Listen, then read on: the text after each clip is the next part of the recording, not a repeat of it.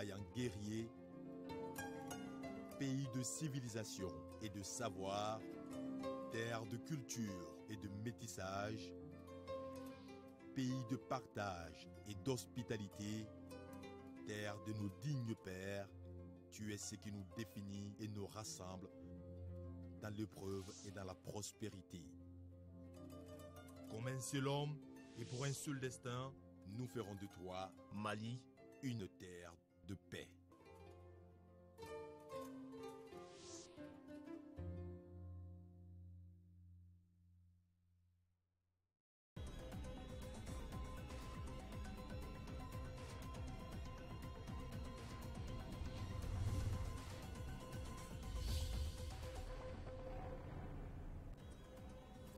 Fin de suspense, la nouvelle équipe gouvernementale est connue depuis ce soir. Elle est composée de 35 ministres contre 33 dans le précédent gouvernement et 8 femmes sont dans cette équipe. La liste du nouvel attelage gouvernemental dès le début de cette édition. 24 heures après sa prise de fonction, le Premier ministre Abdoulaye Idrissa Maïga rencontre l'UNTM et la CSTM. Il s'agit pour le chef du gouvernement de désamorcer les différentes crises sociales dans le pays. Au même moment, la Fédération nationale des associations de santé communautaire appelle ses militants à reprendre la blouse blanche pour soulager la population malienne. Mesdames, Messieurs, bonsoir et bienvenue aux informations. Ça y est, les membres du gouvernement Abdoulaye Idrissa Maïga sont désormais connus. La nouvelle équipe est composée de 35 membres contre 33 dans le gouvernement sortant. La liste du nouveau gouvernement avec le ministre secrétaire général de la présidence de la République, Soumeylou Boubé Maïga. Décret numéro 2017-0320 PRM du 11 avril 2017 portant nomination des membres du gouvernement. Le président de la République, vu la Constitution, vu le décret numéro 2017-0315 PRM du 8 avril 2017 portant nomination du Premier ministre, sur proposition du Premier ministre, décrète, article 1er, sont nommés membres du gouvernement en qualité de ministre de la Défense et des anciens combattants, M. Tchéna Koulibaly, ministre de l'administration territoriale, M. Tchéma Hubert Koulibaly, ministre de la Sécurité et de la Protection civile, général de brigade Salif Traoré, ministre des Affaires étrangères et de la coopération internationale, M. Abdoulaye Diop, ministre de la Justice, garde des Sceaux, Maître Mamadou Ismaïla Konaté, ministre de l'Économie et des Finances, Dr Boubou Sissé, ministre des Mines, Professeur Tchemoko Sangaré, ministre des Transports, Maître Baber Ganou, ministre de la Solidarité et de l'Action humanitaire, M. Amadoun Konaté, ministre de l'Éducation nationale, M. Mohamed Ag Erlaf, ministre de l'Enseignement supérieur et de la Recherche scientifique, Professeur Assitou Founé Samake Migan, ministre des Droits de l'Homme et de la Réforme de l'État, Maître Kassoum Tapo, ministre de la Décentralisation et de la Fiscalité locale, M. Al-Hassan Ag Ahmed Moussa, ministre de la Réconciliation nationale, M. Mohamed El Mokhtar, ministre des Maliens de l'extérieur et de l'intégration africaine, Dr Abdrahman Silla, ministre de la Promotion de l'investissement et du secteur privé, M. Koniba Sidibé, ministre de l'Habitat, de l'Urbanisme et des Affaires foncières, Maître Mohamed Ali Bachili, ministre de l'Agriculture, Dr Nango Dambélé, ministre de l'Élevage et de la Pêche, Madame Li Taher Dravé. Ministre de l'économie numérique et de la communication, Monsieur Aruna Modibo Touré. Ministre de l'équipement et du désenclavement, Madame Traoré Seynabou Diop. Ministre du développement industriel, Monsieur Mohamed Ali Ag Ibrahim. Ministre de l'emploi et de la formation professionnelle, Monsieur Mauloud Ben Katra. Ministre de la Santé et de l'Hygiène publique, Professeur Samba Ousmane Sow. Ministre du Travail et de la Fonction publique, chargé des relations avec les institutions, Madame Diara Rakitala. Ministre du Commerce, porte-parole du gouvernement, Monsieur Abdelkarim Konaté. Ministre de l'Énergie et de l'Eau, Monsieur Malik Al-Husseini. Ministre de l'Environnement, de l'Assainissement et du Développement durable, Madame Keita Aïdambo. Ministre de l'Aménagement du territoire et de la population, Monsieur Adama Tchemoko Diara. Ministre de la Culture, Madame Diaye Ramatoulaye Diallo. Ministre de l'Artisanat et du Tourisme, Madame Nina Walet Intalou. Ministre de la Promotion de la Femme, de l'Enfant et de la Famille, Madame Traoré Oumou Touré. Ministre des Sports, Monsieur Ousseini Amion Guindo. Ministre des Affaires religieuses et du culte, Monsieur Tcherno Amadou Oumar Hass Diallo. Ministre de la Jeunesse et de la Construction citoyenne, Monsieur Amadou Koïta. Article 2. Le président décret sera enregistré et publié au journal officiel. Bamako le 11 avril 2017, le président de la République, Ibrahim Boubacar Keïta. Et le Premier ministre, Abdoulaye Idrissa Maïga. Les différents portraits donc des ministres entrants, mais également l'analyse de la rédaction sur cette nouvelle équipe dans nos éditions de demain. Les centrales syndicales de l'INTM et de la CSTM ont été reçues par le Premier ministre pour une prise de contact directe sur les différentes crises sociales du pays. Pour le Premier ministre Abdoulaye Idrissa Maïga, le temps est précieux, il faut aller très vite. Reportage Mariam Sagara. À l'endroit des deux centrales syndicales UNTM et CSTM, le Premier ministre Abdoulaye Idrissa Maïga a été on ne peut plus clair. Plus de fossé, il faut renouer le dialogue et l'État est disponible pour un climat social apaisé, affirme-t-il. Et les deux secrétaires généraux n'en disent pas moins. Ce que nous retenons de cette rencontre, c'est que le Premier ministre renouvelle sa disponibilité, non seulement au dialogue social, mais ensemble avec les partenaires sociaux, comment trouver une solution, comment aller à l'apaisement du climat social d'aujourd'hui. Nous avons pris bonne note de cela et nous lui avons adressé toute notre disponibilité à aller vers ce dialogue indispensable à l'apaisement. Je pense que ce serait positif pour l'ensemble du pays. Il est fondamental que quelque part dans ce pays, on renoue avec le dialogue social. Autant sincère que serein. La crise qui prévaut aujourd'hui par rapport à la santé, c'est que depuis un certain temps, les solutions qui devaient être préconisées n'ont pas été faites à temps. Malgré que nous, en tant que centrale syndicale, nous n'étions pas visibles, mais derrière nous étions en train de tout faire pour que ça puisse réussir. Nous sommes les enfants de ces pays-là.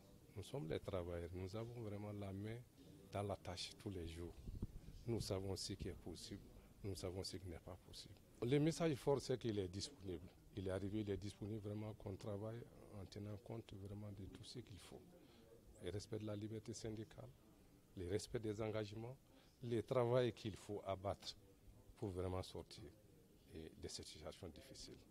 Les deux parties qui doivent se revoir dans un délai consenti demeurent convaincus que cette situation de malaise social n'aura pas longue vie devant elle. L'espoir d'une moisson fructueuse s'annonce déjà au vu de l'atmosphère qui a régné dans la salle et à la sortie de cette rencontre. Pour être tout à fait complet, toujours par rapport à cette situation, le président de la commission de conciliation, Sidi Konake, a été reçu par le Premier ministre cet après-midi. L'espoir est permis, a annoncé le président de la commission de conciliation. Nous l'écoutons au micro de Mariam Sagara.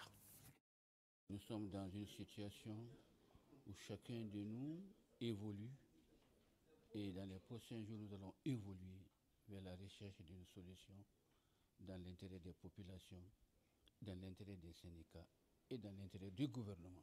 La conciliation, c'est entre le syndicat de la santé et le ministère de la Santé, le ministère de la Femme, de l'Enfant et de la Famille, le ministère de l'Action sociale, patronné par le ministère du Travail et assisté par le ministère des Finances. Le message, c'est l'ouverture, le maintien des échanges, des négociations, jusqu'à une conclusion heureuse pour tout le monde. Il faut que le syndicat fasse reprendre le travail, le gouvernement reconnaisse les efforts et du syndicat et arrive à trouver des solutions acceptées, il est bien acceptées par le syndicat, eu égard à la situation qui prévaut. Il y aura une réussite. Les Maliens, il faut leur faire confiance. Les Maliens, il y aura une réussite. Il ne peut pas ne pas avoir une réussite. Il faut avoir la foi en ce pays. Tant qu'on a la foi, il n'y a pas d'échec. Et il y a la foi. Tant du côté du gouvernement que du côté syndical, que du côté des populations. Vous voyez les populations, quand bien même la situation est difficile, gardent le calme et la foi en Dieu. Vous voyez les syndicats, ce qu'ils font? Tant qu'ils veulent satisfaire les bonnes conditions de leur mandat, ils vont lutter. Vous voyez le gouvernement, devant toutes ses responsabilités, du respect de l'autorité de l'État et de la mission du gouvernement, ils sont aussi dans la réflexion. Donc à nous tous, et même vous, la communication, faites en sorte que les uns et les autres conjuguent le même verbe réussir. La Fédération nationale des associations de santé communautaire FENASCOM était face à la presse ce matin. Objectif, échanger avec les hommes de médias sur la position des associations de santé communautaire ASACO et les mutuelles de santé par rapport à la grève illimitée du syndicat national de la santé. Par conséquent, la FENASCOM demande à tous les travailleurs des associations de santé communautaire et des mutuelles de santé à reprendre immédiatement le service pour le bien-être des populations. On fait le point avec Sokona Kamisoko. Les personnels des centres de santé communautaires et des centres de santé de mutuelles recrutés sur fonds ASACO et mutuelles de santé ne sont pas concernés par la grève illimitée du syndicat national de la santé, de l'action sociale et de la promotion de la femme. L'information a été donnée par la Fédération nationale des associations de santé communautaire au cours de cette conférence de presse. Pourtant, certains agents des ASACO ont observé le mot d'ordre de grève. Il faut que ces gens reprennent rapidement le service parce qu'ils ne sont pas concernés par le préavis de grève. Nous n'avons pas été rapprochés par aucune des deux parties. Ni le syndicat, ni la partie gouvernementale. Ils ne sont pas en grève, mais c'est un abandon de service. Pour le président de la FENASCOM, les agents des ASACO ne sont concernés que par 2 points de revendication sur les 8 contenus dans le cahier de doléances. Les points 4 et les points 6. Les points 4 est relatif aux ressources à payer au personnel de santé. Pour ce qui concerne les centres de santé communautaire, on n'est pas prêt à donner les ressources parce que cette bataille, on l'a faite depuis l'avènement de la santé communautaire. Deuxième point, ça c'est le point 6. L'intégration à la fonction publique des personnels recrutés sur fonds propres. C'est contraire à l'esprit de la santé communautaire. L'occasion pour le président de demander à tous les agents des associations de santé communautaire et des mutuelles de santé de reprendre immédiatement le service pour le bien-être des populations. Environnement maintenant, les concertations régionales sur l'élaboration de l'avant-projet de la charte de l'environnement du Mali ont débuté ce matin au Haut Conseil des collectivités. Les travaux regroupent élus, préfets, sous-préfets et techniciens chargés des questions environnementales des régions de Kayes, Koulikoro et du district de Bamako. La charte environnementale est un document cadre national de référence des politiques et stratégies nationales en matière de protection de l'environnement, nous dit Dougou Fana Traoré. Pendant 2 jours, les participants venus des régions de Caille et Koulikoro, plus le district de Bamako, vont plancher sur les grands principes régissant la gestion de l'environnement, fixer le principe de la protection et de conservation de l'environnement et déterminer le principe de précaution, de prévention et de gestion efficiente des ressources naturelles. Essentiellement, il s'agira de dicter les droits et devoirs pour l'exploitation de l'environnement au Mali en termes de droits et devoirs. De toute façon, le Haut Conseil des collectivités est dans son rôle. La Constitution lui donne le droit d'étudier et de donner un avis motivé sur toute politique de développement local et régional.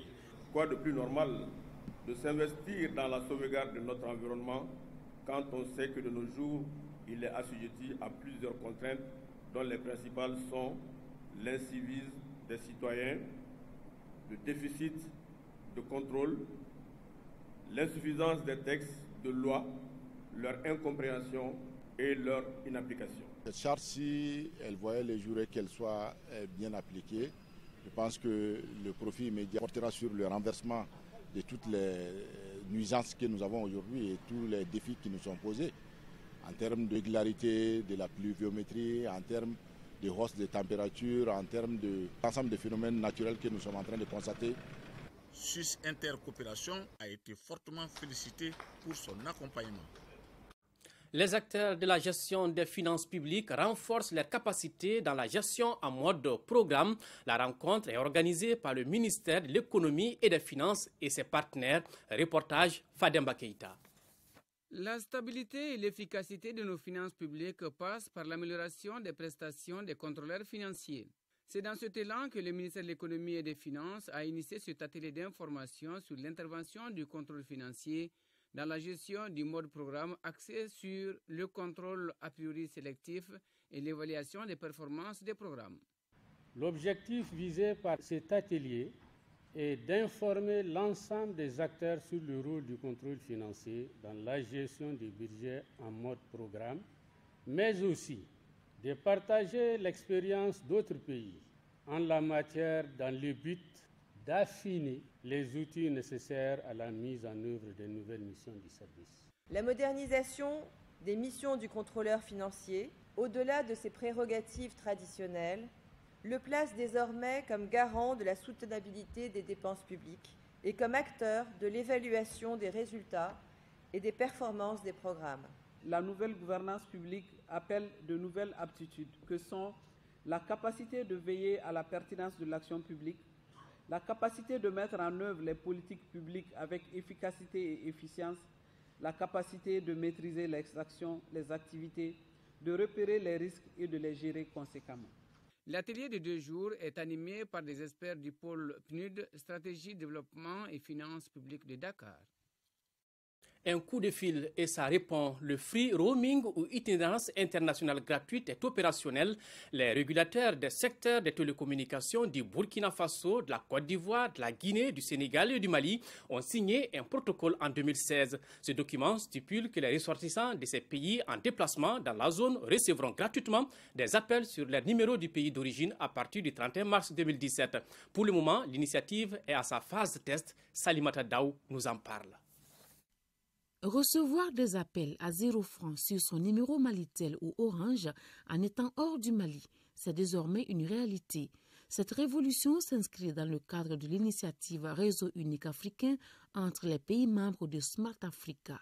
Ce free roaming ou itinérance internationale gratuite de Smart Africa entre le Mali, le Burkina Faso, la Guinée, le Sénégal et la Côte d'Ivoire est en période de test. Pour le moment, la gratuité concerne les 300 premières minutes d'appel reçus sur une durée de 30 jours. Les 4 pays, c'est déjà OK. Mais la Côte d'Ivoire maintenant, les opérateurs sont en implémentation. On a de l'espoir que dans 2 jours, 3 jours maximum, la Côte d'Ivoire va rejoindre les 4 autres pays. Les représentants des 2 sociétés de téléphonie mobile du Mali pensent que pour faire de cette période de test une réussite, les abonnés ont un rôle à jouer. On compte sur vous pour communiquer énormément, pour que les gens soient un petit peu sensibilisés par rapport à cet effort qui a été fait. On va monitorer et remonter en temps réel à l'autorité les comportements que nous aurons observés en perspective de maintenir ce service commercial d'intégration. Pour les appels sortants, les Maliens en roaming seront facturés entre 108 et 150 francs CFA à l'intérieur du pays visité, entre 236 et 300 francs CFA vers le pays d'origine et 300 francs CFA vers les autres pays du réseau. Ils sont au nombre de 10 agents du bureau du vérificateur général à recevoir la reconnaissance de l'État après de bons et loyaux services. Ils ont été élevés au grade de chevalier de l'Ordre national et au mérite de l'Ordre national avec effigie abeille. Ces agents ont désormais pour mission de cultiver l'esprit de patriotisme et de citoyenneté chez les jeunes Maliens. Les bénéficiaires donc ont pris l'engagement qu'ils ne ménageront aucun effort pour la sauvegarde de la dignité nationale. Voilà, ils sont 10 agents du bureau du vérificateur général à recevoir des distinctions. Ces agents ont désormais la mission de cultiver l'esprit de patriotisme et de citoyenneté chez les jeunes Maliens. Ils s'engagent d'ailleurs à ne ménager aucun effort pour la sauvegarde de la dignité nationale. Aujourd'hui, 11 avril, journée mondiale de la maladie de Parkinson ou la maladie de la main qui tremble au Mali. Cette célébration a été marquée par des séances de sensibilisation sur la maladie afin de changer le regard porté sur les malades. Dans notre pays, ils sont une centaine de malades recensés. Reportage Khadija Toukone. À l'occasion de cette journée, l'association Mali Parkinson organise des événements dans tout le pays. Elle permet d'informer les malades et leurs proches sur la prise en charge de la maladie de la main qui tremble. L'association Mali Parkinson saisit cette célébration pour faire aussi entendre sa voix auprès des pouvoirs publics. Nous profitons de ces journées de consultation gratuite pour faire la sensibilisation. Parce qu'il y en a qui pensent qu'avoir la main qui tremble, on a intérêt de leur faire comprendre que bonité, c'est une maladie. Au Mali, ils sont une centaine de malades recensés et aujourd'hui, des avancées significatives ont été enregistrées dans la prise en charge de la maladie. La maladie de Parkinson, c'est une affection neurologique, chronique et invalidante. Donc vous voyez, c'est une maladie compliquée et cette complication peut entraîner plusieurs handicaps. Cette année, nous avons bénéficié d'un don de médicaments. Et je crois que lors de la consultation, on va distribuer ces médicaments gratuitement aux malades. La célébration de la journée mondiale de Parkinson est saisie pour interpeller les médias afin de lutter contre les préjugés sur la maladie. Et nous continuons à recevoir des messages de félicitations suite à la nomination du Premier ministre Abdoulaye Idrissa Maïga. Donc le message du Conseil supérieur de la diaspora malienne, CSDM, la coordination des clubs d'Iguia 2007, soutien à IBK, l'Union pour la démocratie et le développement UDD, l'association Zassia Lassaltari, l'association Le Mali d'abord, le parti Yélema, le changement, le Séné de Faso, Yirouaton, le Conseil national de la communauté Bella, le MODEC, Mouvement pour un destin commun, tous félicitent le Premier ministre. Le Parti social-démocrate africain PSDA a tenu sa rentrée politique dans la commune rurale de Gori, Kopela, dans la région de Caille. Pour les populations, ils ont informé donc les populations sur les résolutions issues de la conférence d'entente nationale. Le reportage de Kabadjara. Cette rentrée politique du Parti social-démocrate africain PSDA vise comme objectif la mise en place effective des bureaux et rendre compte aux populations de la commune rurale de Gori-Kopela les recommandations de la conférence d'entente nationale tenue à Bamako. Le clou le plus important a été de les entretenir sur le processus qui a conduit à l'organisation réussie de la conférence d'entente nationale qui s'est tenue à Bamako, pour qu'ils comprennent que les préoccupations liées à l'intégrité du territoire de notre pays s'est davantage affinée. La culture du mérite, facteur de cohésion et de l'unité, permet aux uns et aux autres de travailler dans la solidarité et la justice. Cette rentrée politique a permis au Parti social-démocrate africain de recenser quelques difficultés majeures que vivent les populations de Guidimaran. Ils nous ont fait comprendre, par rapport à leurs préoccupations, un fort besoin d'eau. Ils ont aussi exprimé le besoin de sécurité. Donc il est important pour nous en tant qu'acteurs politiques d'entendre le cri de cœur de nos populations et de les transmettre à qui de droit. Koumare Farah, Sirimoulou et Selifeni ont été des villages visités par le président du parti et sa délégation. En troisième région, le président national de l'Association pour le Mali APM a mis le week-end à profit pour sensibiliser davantage la population des Égwa dans le cadre de la prévention des litiges fonciers. Objectif recherché, la bonne cohabitation des communautés. Reportage Fatoumata Diallo. Ville frontalière avec la Côte d'Ivoire, Zégua, avec ses 20 000 habitants, est une zone agro-silvo-pastorale et commerciale par excellence. Des activités à l'origine parfois de nombreux litiges fonciers, d'où la nécessité absolue pour l'APM, l'Association pour le Mali, d'être à l'avant-garde du combat en invitant leur président national dans la localité. Les lettres d'attribution, on a vu que c'est un problème. Souvent, on essaie de régler ça à l'amiable. Souvent, on se retrouve jusqu'au tribunal. Bon, voilà, il faut l'inviter pour venir l'informer par rapport aux litiges qui sont sur place. Une tribune d'expression marquée non seulement par des doléances et préoccupations de la population, mais aussi par la reconnaissance des actions posées par le premier responsable de l'association. La meilleure appropriation des textes par rapport aux litiges fonciers, c'est tout simplement de ne pas baisser les bras.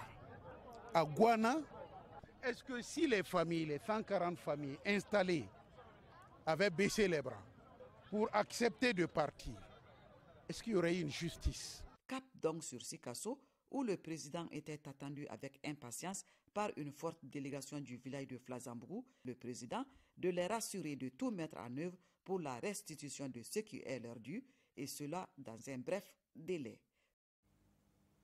Monde des affaires à présent, Assemblée générale des actionnaires de la Bank of Africa. Objectif, présenter les résultats atteints par la structure au titre de l'année 2016. À la fin des travaux, notre reporter Agali Agagissa a tendu son micro au président du conseil d'administration de la banque. Il s'agit de Paul Deromo. Nous l'écoutons.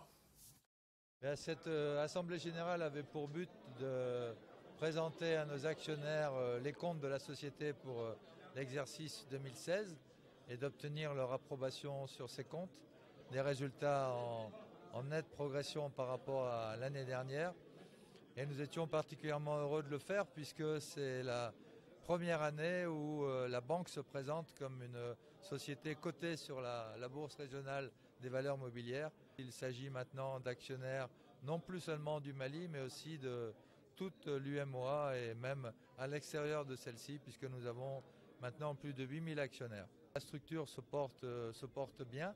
Nous avons eu une bonne augmentation de nos résultats en 2016 avec une poursuite de notre extension de présence sur le territoire avec la création de nouveaux agences et avec le lancement de nouvelles actions importantes pour 2017. Alors nous avons un résultat qui est d'environ 9,3 milliards de francs CFA, qui va donner lieu à un dividende de 3 000 francs CFA par action de 5 000 francs CFA. La grande mosquée de Bamako est baptisée désormais Roi Faisal Ben Abdelaziz. L'initiative prise lors du conseil des ministres du 5 avril dernier par les plus hautes autorités est une marque de reconnaissance du Mali envers le peuple frère et ami d'Arabie Saoudite. Les points de la cérémonie avec Ali Djoumatina. Cérémonie de reconnaissance à l'endroit de l'Arabie Saoudite. La grande mosquée de Bamako, inaugurée en 1976, porte désormais le nom de l'ancien roi saoudien Faisal bin Abdul Aziz, dont la visite en 1966 à Bamako a jeté les bases de la construction du joyau. Ainsi, cette marque de reconnaissance s'avère nécessaire. Un grand homme que le roi Faisal, qui a été un grand ami du Mali, qui a ordonné à ce que cette mosquée soit construite. Si aujourd'hui, vraiment, on rebaptise cette mosquée de son nom, c'est vraiment un signe de reconnaissance. Et la reconnaissance fait partie de nos vertus. En 1976, cette mosquée fut construite, donnée gratuitement à l'État malien, en plus d'autres actions qui sont venues s'y ajouter. Et donc, aujourd'hui est un grand jour. Et nous, nation musulmane du Mali, rendons à l'Arabie Saoudite cette reconnaissance. Parce que c'est ça aussi le croyant, savoir et reconnaître le bienfait. Et c'est pourquoi le président de la République, El Hadji Ibrahima Boubacar Keïta, a donné son assentiment pour que cette mosquée porte le nom le roi Faisal Ben Abdelaziz Al Saoud. Au cours de la cérémonie, l'ambassadeur de l'Arabie Saoudite au Mali a remercié les autorités maliennes pour cette reconnaissance qui illustre l'excellente coopération entre les deux pays. Dans les jours à venir, le président de la République Ibrahim Boubacar Keïta est invité en visite d'État par le roi Salman d'Arabie Saoudite. Œuvrons pour la réhabilitation du monument de la paix, c'est le thème de ce 21e anniversaire de la flamme de la paix commémorée à Tombouctou. La coordination des femmes de la localité en charge de l'entretien du monument a organisé une journée d'interpellation pour la restauration de l'infrastructure. Reportage Yaya Tandina. Les femmes de Tombouctou et de Goundam s'associent pour promouvoir les idéaux de la paix et de la réconciliation. C'est ainsi qu'Oumoussal, maire de Goundam, a joint les femmes de la cité des 333 saints pour la protection du monument de la paix. C'est pourquoi les femmes s'engagent. Toutes nous avons une responsabilité vis-à-vis de l'histoire et vis-à-vis de nous-mêmes. Toutes nous avons le sentiment du devoir national afin que la flamme que nous avons allumée ne s'éteigne jamais. Ce monument flamme de la paix de Tombouctou, fortement dégradé par les faits de l'homme et de la nature, a incité les organisatrices à placer cette édition sous le thème « Œuvrons pour la réhabilitation du monument », sujet interpellateur qui a motivé la marraine à débourser la somme de 1 million de francs CFA pour l'entretien de l'espace et 250 000 francs pour les frais de réparation de la pompe solaire des femmes maraîchères. En réalité, nous ne sommes pas venus fêter, nous sommes venus interpeller les autorités, interpeller les femmes comme nous, interpeller la communauté internationale, interpeller l'UNESCO qui a reconnu cet édifice comme un chef-d'œuvre culturel mondial. L'appel a été entendu et nous prenons l'engagement qu'au niveau régional, au niveau local, nous ferons en sorte, en fonction de nos ressources, à faire que le monument de la paix redevienne ce qu'il devait être. Les artistes et hommes de caste ont donné à l'événement toute sa particularité. Et on va souffler à musique. Ce week-end a été marqué dans le cercle de Bafoullabé par la 3e édition du festival Mali Sadio. Après 12 ans d'arrêt, cet événement reprend au grand bonheur des populations. Il se veut une vitrine de promotion de la riche culture de la contrée, mais aussi ce festival va contribuer à faire connaître les potentialités touristiques. Envoyés spéciaux, Mohamed Ould Mamouni, Mamadou Sidibé. Bafoullabé, cercle créé en 1887. Bafoullabé est une ville pleine d'histoire où se rencontrent deux villes, à savoir le Bafi et le Bakoy, d'où il tire son nom. Alors vous voyez la démarcation, le fleuve Bafi est là. Et c'est là que les deux fleuves se rencontrent. Alors c'est le Bakoy là et le Bafi ici. Le lieu de prédilection de Mali Sadio, c'était cette partie-là. Et Mali Sadio longeait le fleuve Bafi pour aller vers la berge de Bafoullabé. Mali Sadio, c'est justement le nom donné à ce festival au rythme duquel la ville a vibré ce week-end.